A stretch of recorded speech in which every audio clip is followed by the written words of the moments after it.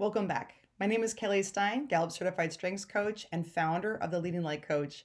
And today we're going to talk about yet another crucial concept in strength-based development, weaknesses. In strength-based development, as the name implies, we put most of our focus on strengths and building strengths, which are the things that we are naturally good at. But what about weaknesses? What does it mean to have a weakness? How do our lesser talents play into them? And what do we do about weaknesses? Well, that's what we're going to discuss in this video. When using the CliftonStrengths assessment as a tool to identify your strengths, your top 10 talents are your greatest strengths. These are the natural patterns of thought, feeling, and behavior that you can most effectively apply in your life and work. The bottom 3 to 5 talents in your sequence reveal your lesser talents. They're not necessarily weaknesses, not yet at least.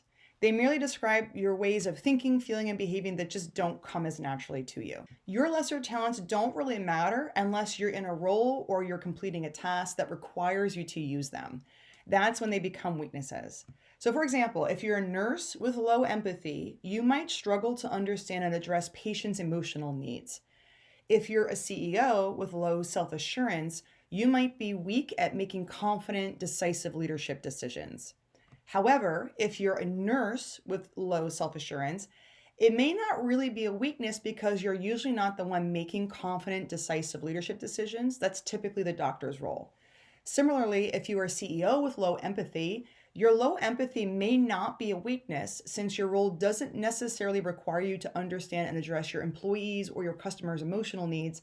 That's typically the role of a manager or frontline worker. So what do you do if you find yourself using your weaknesses instead of your strengths in a role? Well, here are a few tips. The first one is, can you just say no?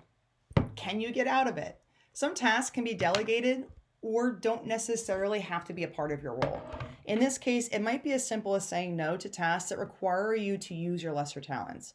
So for example, let's say you're a yoga teacher with high learner and low woo, and your studio owner asks you to staff a table at a local health fair to promote the studio. With woo as one of your lesser talents, staffing a table to network and attract new customers to the studio is likely a weakness. So your first option is just to politely say no. The second way you could possibly manage a weakness is to collaborate. So what if you can't say no? Or maybe it's a requirement or part of your role.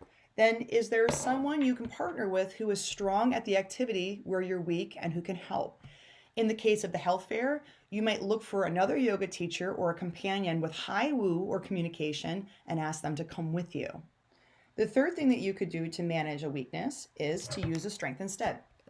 So maybe there's no one who can help, or maybe there is, but you need to contribute too. So in that case, always come back to your strengths. Find ways to apply your top talents to mitigate the impact of weaknesses. So again, in the case of the health fair, where you're a yoga teacher with high learner, you can reframe the situation as an opportunity to teach people about yoga and how it contributes to a healthy lifestyle. Reframing the task to play to learner in this instance might be a way that you can uniquely attract new students to the studio.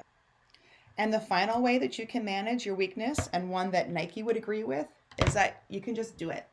Sometimes you can't avoid using your lesser talents, and in those cases, focus on the outcome that you would like to achieve rather than the process, and just aim for proficiency.